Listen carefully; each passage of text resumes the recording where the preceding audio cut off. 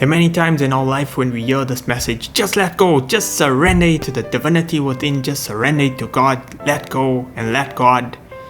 And all your problems will be resolved, you'll feel lighter, you'll feel better, your life will flow more harmoniously.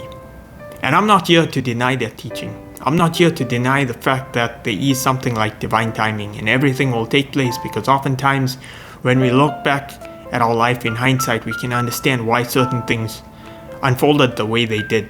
However, when you're caught up in the moment, it's really hard to let go.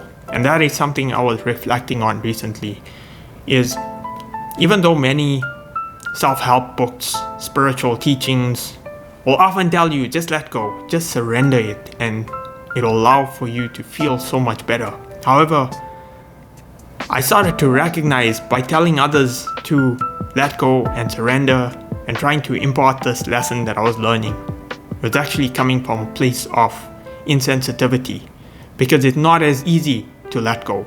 And I may not understand the deeper traumas that are linked to, for example, if you're holding on to some kind of anger or resentment against somebody else.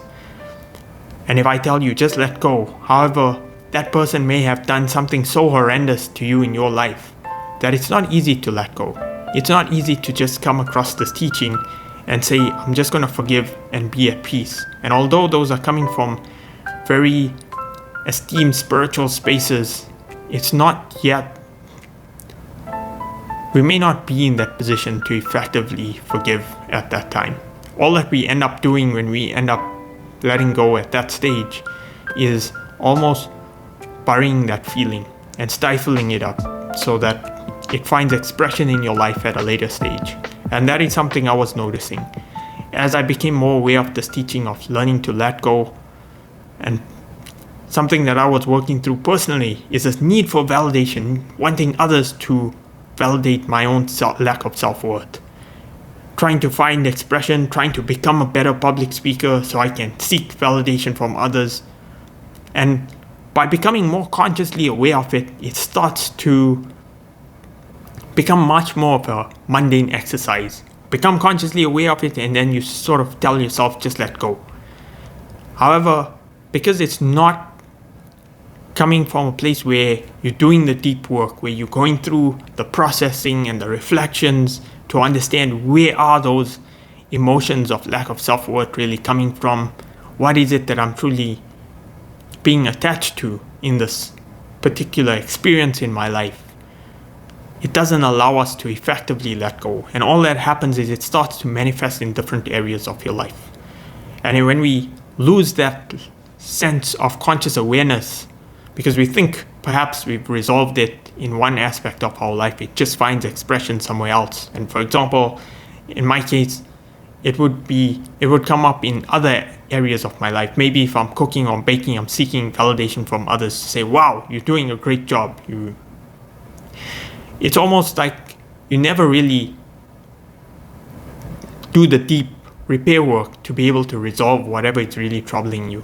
And so this is something I'm learning about, this need to effectively let go and surrender. And it calls for much more processing, much more reflection. So each time we identify this and become consciously aware of any anger or attachment feelings that we have that we want to let go of, it's about taking that time to reflect on it, taking that time to process through it, understand what is really anchoring these lack of self-worth or limiting self-beliefs within yourself. For example, even if you're craving a relationship and somebody comes, and I know I've done this and I've told people, well, just let go if you're craving a relationship. It will come in divine timing. But I didn't recognize that is actually coming from a place of insensitivity, because essentially what's required in that situation is to do the processing, try and go through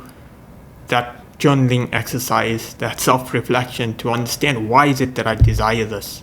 And as we do much more of that inner work, much more of that reflection, it allows us to get closer and closer to letting go. And even though I find that I've done a lot of this journaling exercises, a lot of the reflection, I'm still not there at that stage where I can fully let go. And that's why it just calls for more and more work until we get to that stage where we're like, okay, it no longer bothers me. And when it no longer bothers me, I don't even have to really be that more mindful of it, because I'll just be able to let go of it.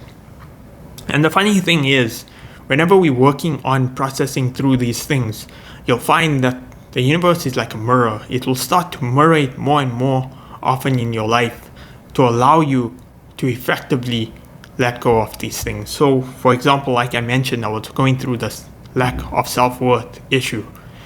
And even though I was starting to become more and more aware of it, I started to observe it in others that I've come in contact with. So I would notice them sort of articulate those very same behaviors. And maybe it's something that is an inherent trait of us as humans, but I think deep within us, it's how the universe kind of mirrors those aspects of ourselves that we need to go down and do more deep work to understand where are those fundamental underpinnings of that lack of self-worth? Where are the core underpinnings of that desire for something?